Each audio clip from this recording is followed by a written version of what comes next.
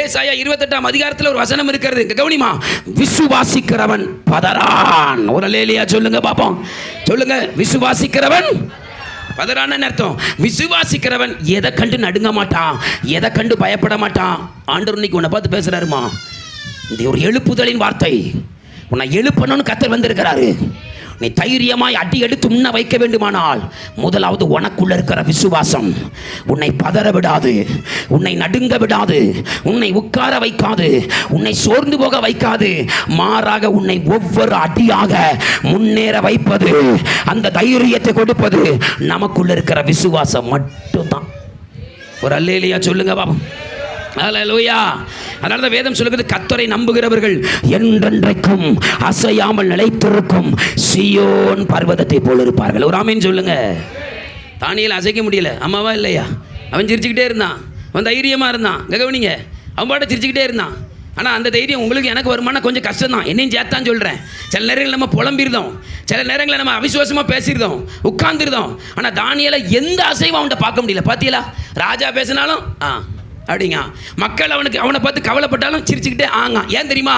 அவனுக்கு இந்த தைரியம் வர காரணம் என்ன? உள்ளத்தின் ஆழத்தில் ஒரு விசுவாசம். என்னன்னா, நான் சாக மாட்டேன், சிங்கம் என்னை கடிக்காது, ஏன்னா எனக்கு தெரியும் நான் ஆராதிக்கிற கர்த்தர் எனக்காக தூதனை அனுப்புவார். அல்லேலூயா. ஒரு ஆமீன் சொல்லுங்க பாப்போம். இப்போ பக்கத்தில் கை கொடுத்து சொல்லுங்க, விசுவாசம் இல்லாமல் ஒரு ஸ்டெப் வைக்க முடியாது. நீ எங்கே ஓடி போய் ஜெபம் பண்ணாலும் விசுவாசம் வளரலைன்னா தைரியம் வளராது, அடுத்த ஸ்டெப்பு வைக்க முடியாது. எத்தனை பேர் கர்த்தர் எங்களுக்கு விசுவாசத்தை தருகிறார் பிரதர், நாங்கள் விசுவாசமாக நடக்க போகிறோம், விசுவாசமாக பேச போகிறோம்னு சொல்கிறவங்க மட்டும் கையை தட்டி கர்த்தரை மகிமைப்படுத்தலாமா? நல்ல கரங்களை தட்டி ஒரு ஆமென்.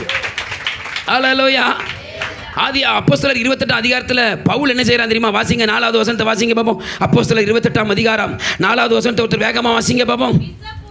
விஷப்பூச்சி அவன் கையிலே தொங்குகிறதை கண்டபோது கொலைபாதகன் என்று சொன்னார்கள். அதுக்கு முந்தின வசனம் பாருங்க, 3வது வசனம் பாருங்க. பவுல் சில விறகுகளை வாசிமா வாரி போடுகையில்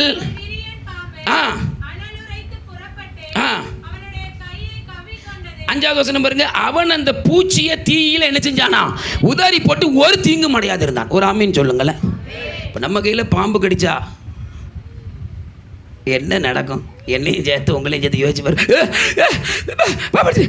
நல்ல பாம்பா, அந்த பாம்பா, ஐயா. ஆனால் அவனை பார்த்தீங்கன்னா பாம்பா கடிச்சிட்டு பேச பாம்பா ரைட்டு. அது என்னங்க அவனுக்குள்ள அவ்வளோ தைரியம்? அது என்ன அவனுக்குள்ள அவ்வளோ ஒரு விசுவாசம்? ஊர்க்கார